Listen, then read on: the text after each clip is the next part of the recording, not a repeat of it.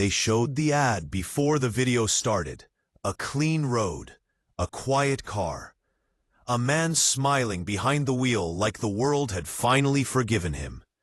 "Zero emissions," the voice said. "The future is clean."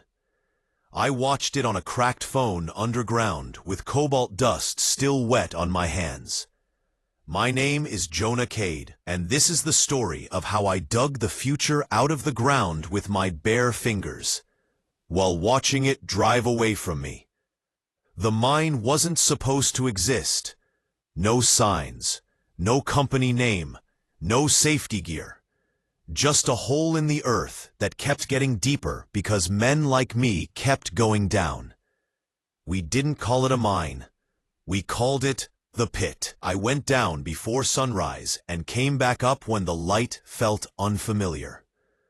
We worked with metal rods, dull chisels, and whatever strength was left in our shoulders. When the rock gave way, blue veins appeared like bruises under skin. Cobalt, soft-looking, deadly to breathe. It never left. Not your clothes, not your lungs, not your dreams. We coughed it out at night. Blue-gray mucus into dirt floors. No one complained. Complaining didn't make the dust stop. The phone was my brother's before it was mine. Cracked screen, weak battery. But it still caught a signal near the ridge if you held it just right.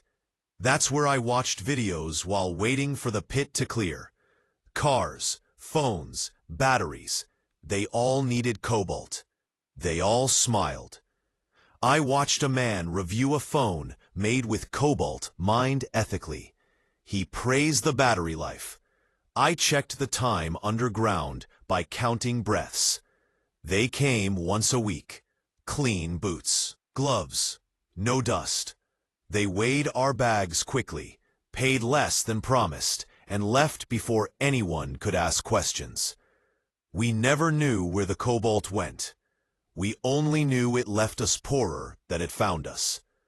One afternoon, the ground sighed. That's the sound before it gives up. The tunnel swallowed 2 men. No warning. No scream that lasted long enough. We dug for hours, found nothing worth burying. The pit reopened the next day. My hands started trembling. Not fear, something deeper. At night, my chest felt heavy, like I was still underground. My cough sounded wrong. Too dry, too deep. I kept working. We all did. Another ad played.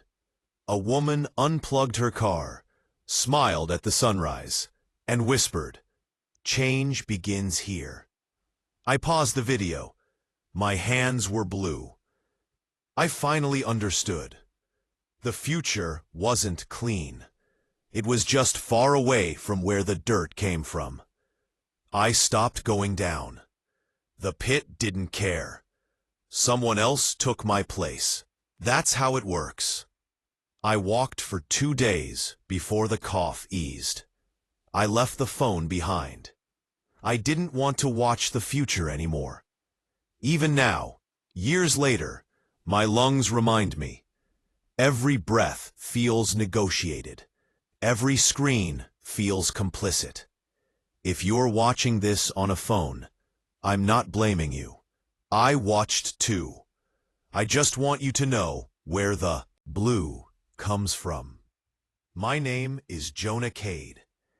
I dug cobalt by hand, so the world could move faster without looking back. This is the lives of Jonah Kade. Subscribe to follow the journey, because every life holds a lesson, and every survival comes with a cost.